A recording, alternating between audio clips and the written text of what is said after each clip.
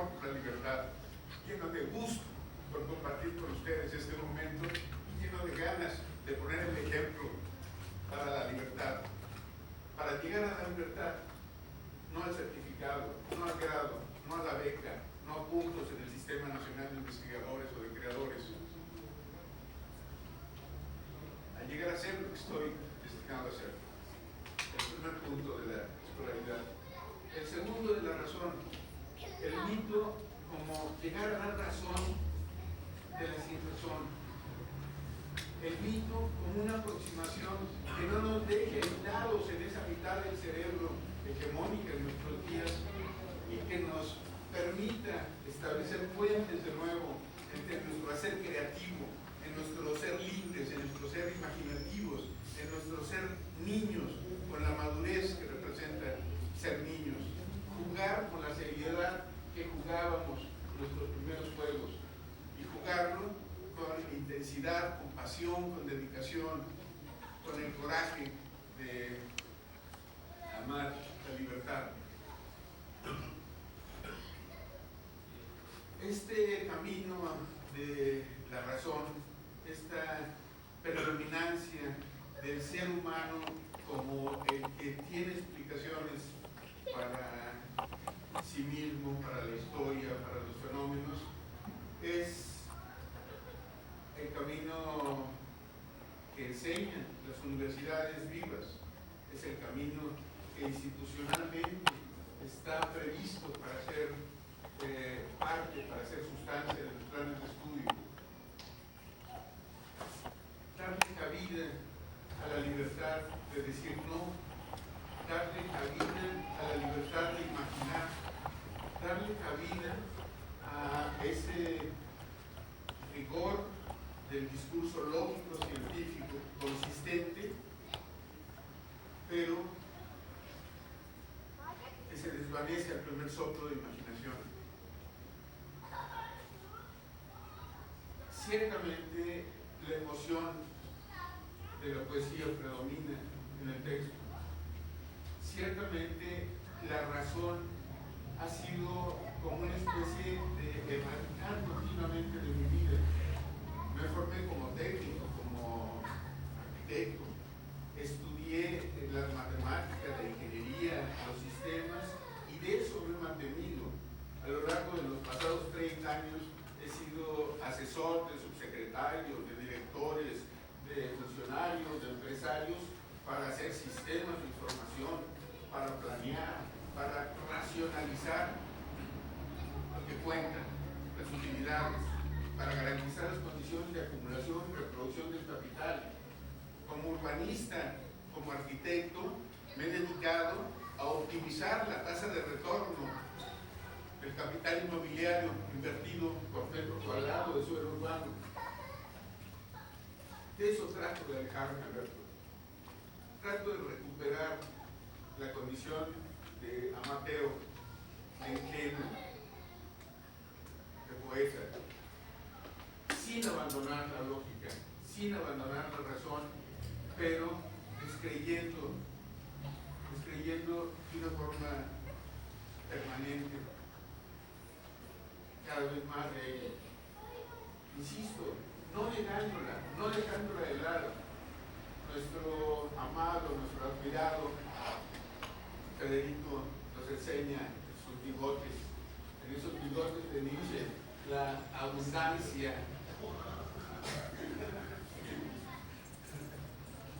de una razón cristalina, impecable, consistente a toda consistencia, pero abierta a la imaginación, a la libertad, a la locura, a la sinrazón que me permite en su momento ir a abrazarme del hermano caballo, recibir parte de la sobrina, estar en medio de la tormenta y decir, sí, véngase, carnalito, yo somos parte.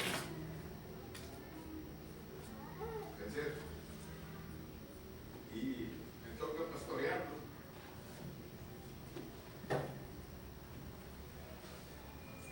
Por último, y me parece lo más importante,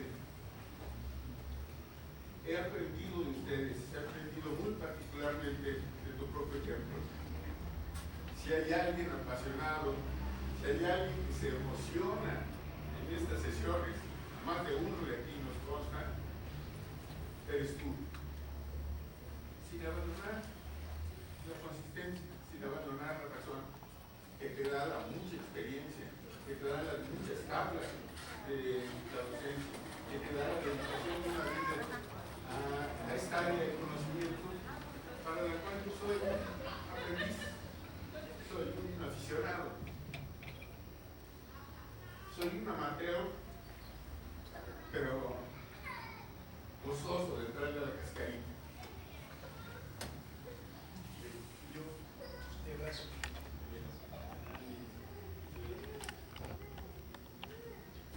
Bueno, pasamos ahora, gracias, pasamos a la introducción del doctor Bustamante, por favor, Luis. Pero yo voy a ser muy breve, ya pasando el tiempo, y hacer un comentario.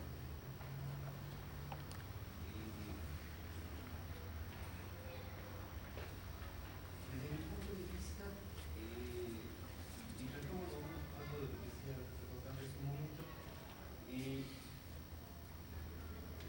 mí me parece que el rigor de la pieza es un rigor extremo. Me parece que esa pieza está absolutamente ubicada en la tradición anarquista. Y el rigor de la misma pertenece a esa tradición, lo cual la hace extraña. Y es muy importante, pero que de ninguna manera carece de rigor, sino que tiene esa perspectiva que obliga a que sea de esa manera. Pero bueno, ese es mi punto de vista.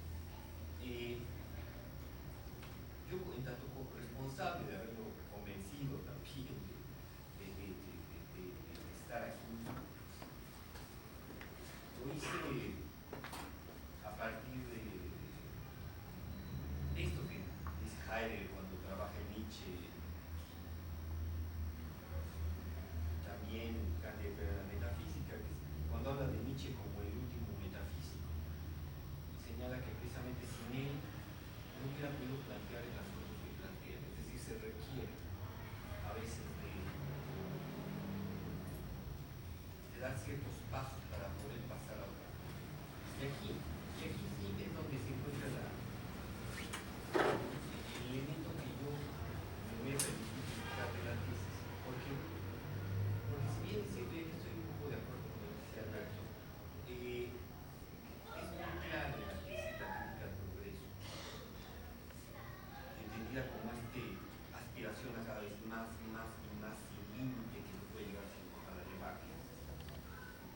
Esa tesis que uno no puede decir, pues sí es cierto, eso es respetable. Pero que donde la tradición anarquista propone eso está mal, todo eso está mal, es incorrecto,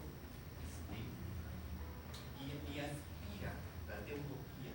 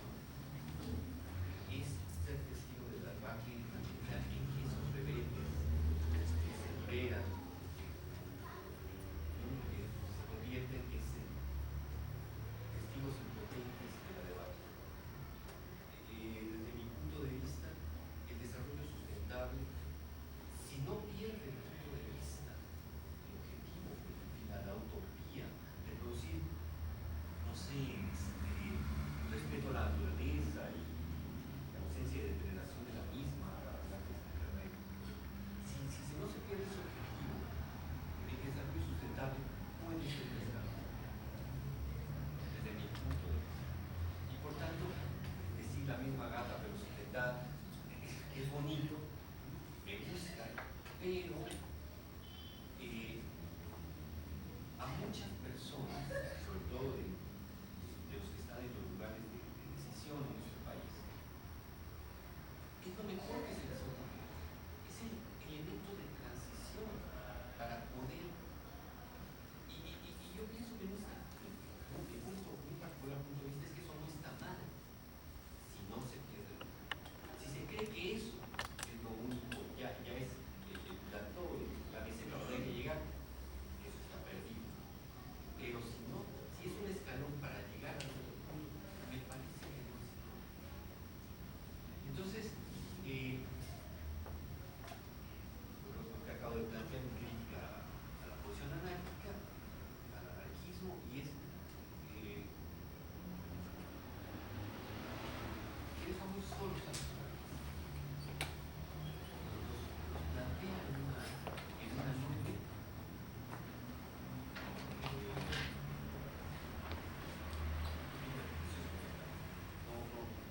No permite que se salga para poder llegar al planteamiento utópico. No sé si te hace el comentario, pero yo solamente quería eso.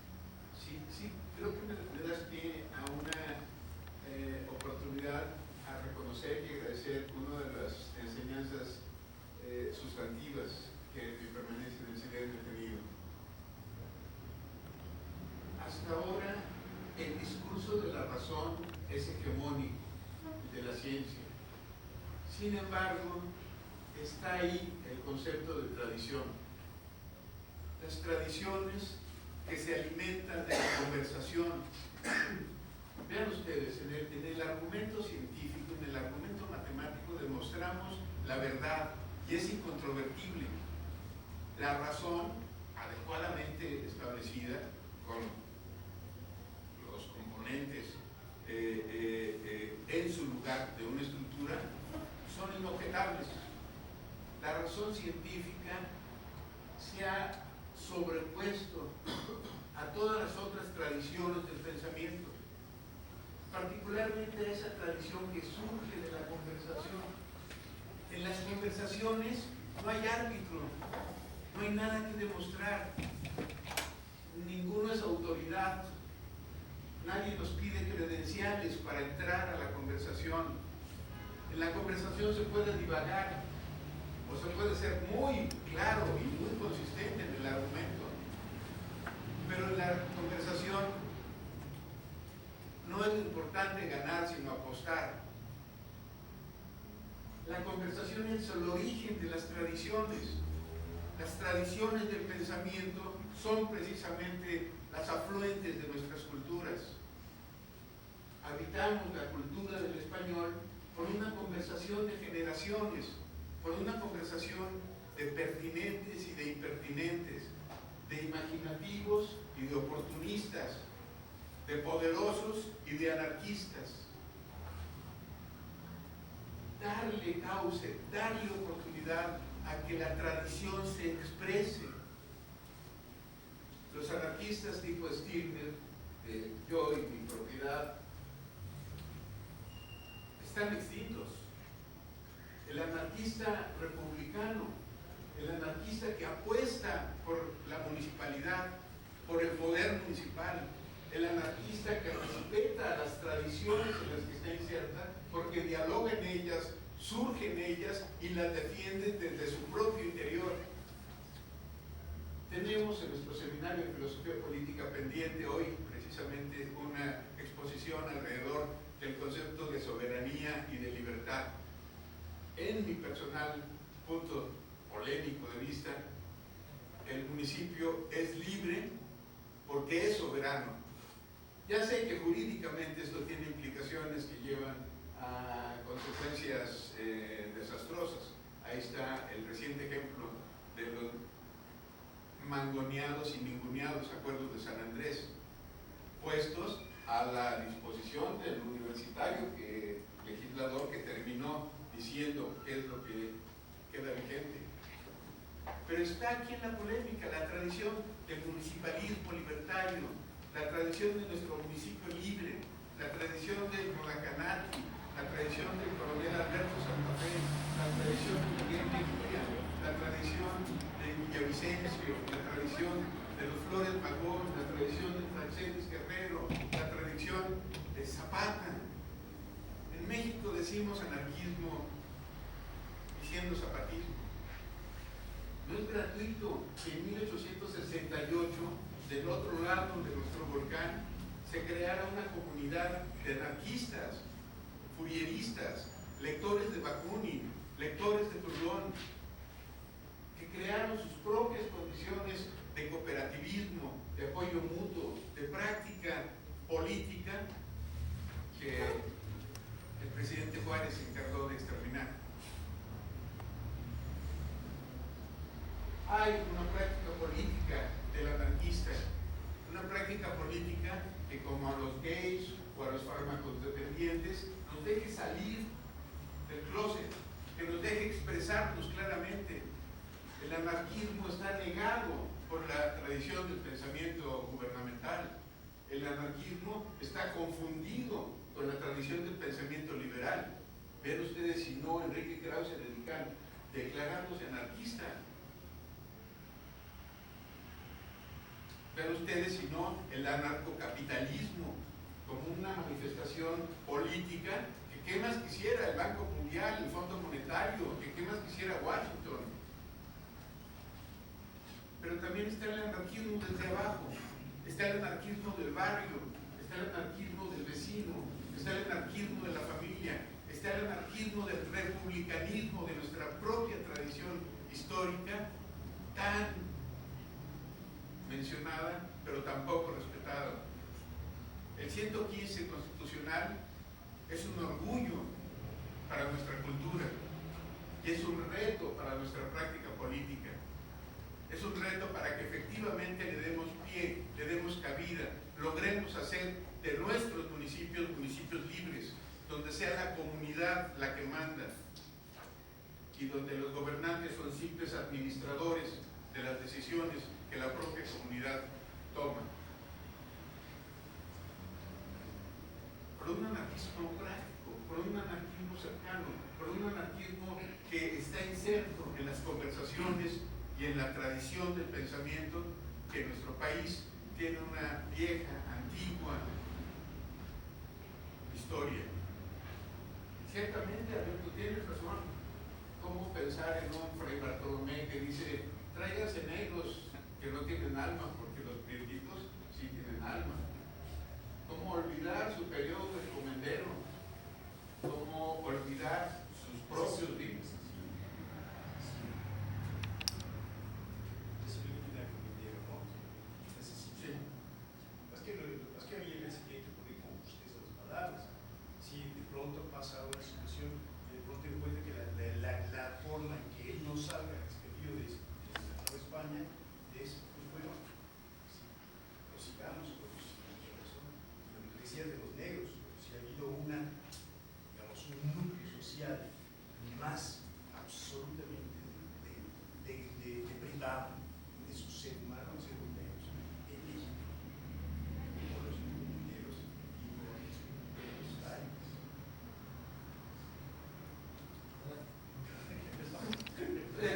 Concluyo en esto.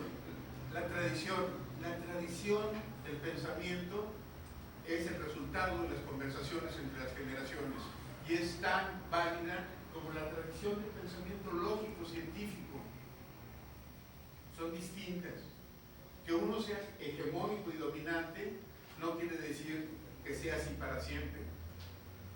Lewis Mumford por ahí dice, trend is not destiny. Tendencia no es destino.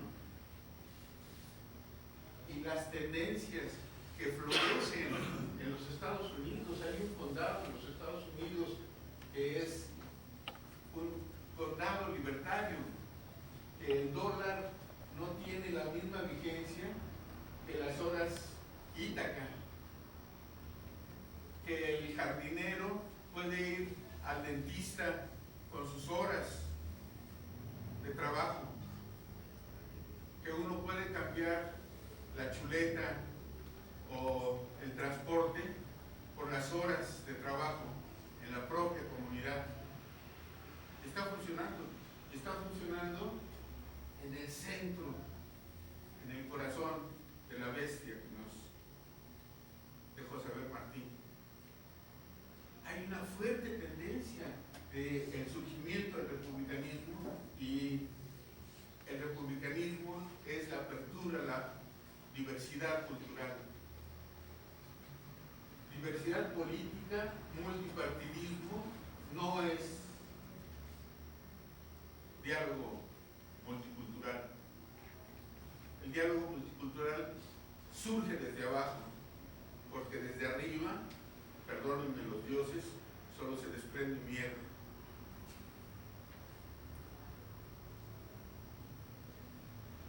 Quiero no dejar pasar la oportunidad, desde luego, de reconocer las enseñanzas de Ambrosio, quien nos ha abierto, me permito hablar en plural, creo que más de uno de nosotros somos no solo asiduos a su seminario, sino abiertamente adictos a estar en él. Y como es su turno, seguramente esto dará pie para esta misma línea de ideas. La tradición, las tradiciones culturales, las tradiciones políticas, como un interlocutor de la ciencia política, de la ciencia sociológica, de la ciencia de la historia. Bueno, muchas gracias. Pues mira, estas cuestiones sobre la tradición y una tradición política tan importante, no considero las categorías más importantes de la filosofía. Pero bueno, eso lo dejamos para el seminario. Más te quiero hacer una pregunta. Iba a hacer preguntas sobre esta constitución que ya has avanzado, una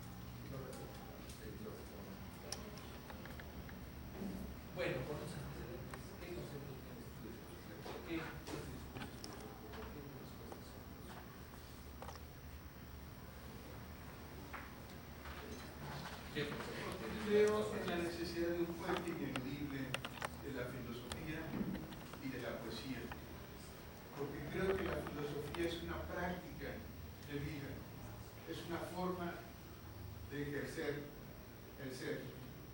Y creo que el poder sacar a la filosofía del claustro académico, de la teoría, del rigor, de los especialistas, es mi manera de ser filósofo, que es ser poeta. No puedo entender la expresión de la razón sin la locura. No puedo entender la generosidad de ustedes ante mi propia falta de salud. No puedo entender otra forma de vivir, de existir, de compartir, que hacer poesía en la práctica, que hacer filosofía en la práctica. No como teoría, sino como una manera de contribuir hacia el mundo habitable, hacer prácticamente habitable nuestro mundo para aprender a habitar poéticamente en él.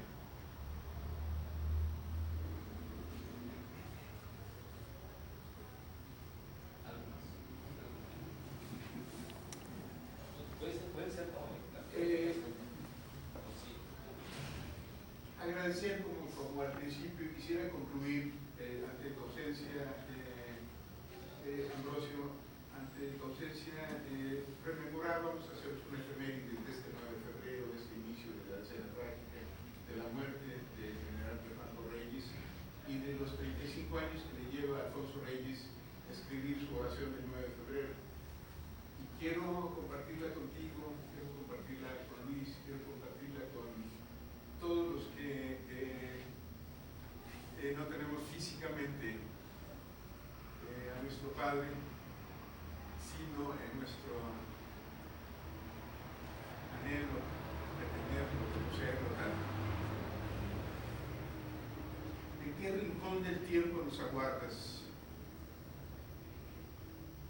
¿Desde qué pliegue de la luz nos miras? ¿Dónde estás, varón de 7 llagas, sangre manando a la mitad del día? 9 de febrero de Caín y de metralla. Los cadáveres humean en pila. Los estribos y riendas olvidabas y Cristo militar, te nos morías. Desde entonces, mi noche tiene voz, huésped mi soledad, gusto mi llanto.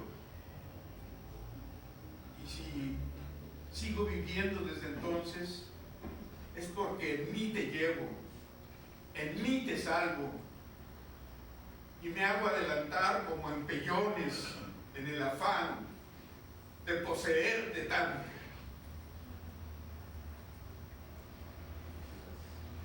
Gracias. Bueno, pues ahora vamos a pasar a la deliberación. Les voy a hablar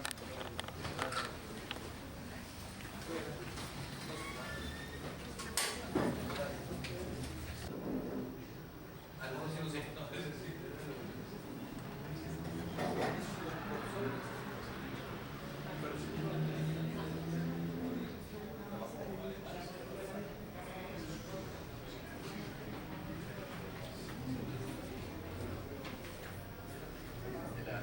Bueno, pues vamos a proceder. Doctora, sí está la parte de redactar.